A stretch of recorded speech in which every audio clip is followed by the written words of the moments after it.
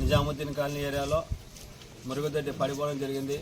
దాదాపు 4 నెలల నుంచి మున్సిపాలిటీ అధికారులు చెప్తున్నా కూడా ఈరోజు చేస్తాం మళ్ళీ చేస్తామని చెప్పుకుంటే ఇట్లా నిర్లక్ష్యం చేస్తూ పోయినారు. నిన్న రాత్రి మొత్తం కూడా టాప్ మొత్తం పడిపోవడం జరిగింది. దేవుని దయ వల్ల అక్కడ ఎవరు లేని పక్షంలో అంత బాగా జరిగిందని చెప్పి మేము తెలియజేస్తున్నాం.